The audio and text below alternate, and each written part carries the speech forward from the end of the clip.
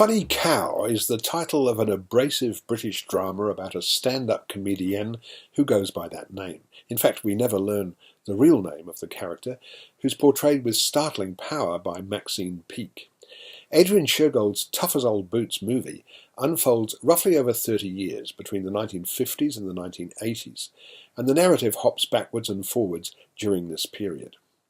We first meet Funny Cow in full flight as she entertains a working-class audience with a rapid-fire series of alleged jokes about suicide and sexual inadequacies. She's blonde and brassy, and she takes no prisoners. A quick cut takes us back to her childhood, where she's played by Macy Shackleton, and as she and her brother Mike, Ashton Steele, live a pretty miserable life with a brutal father, Stephen Graham, and an alcoholic, defeated mother, Christine Bottomley.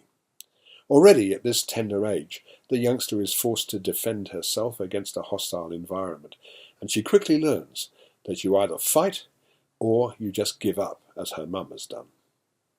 In the 1960s, she marries Bob, who's played by the film's screenwriter Tony Pitts, and soon finds herself in a violent relationship with a husband who treats her like a servant and beats her whenever the fancy takes him. But one night in a club, she sees aging stand-up comedian Lenny Lemon, Alan Armstrong, performing, and she decides she wants to make people laugh herself. Lenny warns her that women aren't funny, and she replies that it's not about being funny, it's about surviving.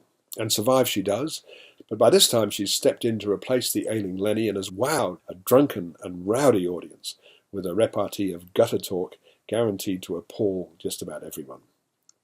Peake is excellent as this tough, yet at times amazingly tender woman, and the film tells her story without pulling any punches. Pitt's original screenplay was apparently based on a woman comic who performed in the 1970s, and there's the freshness of bitter truth in the film's intimate details of Funny Cow's life and times. I'm giving the film 3.5 stars.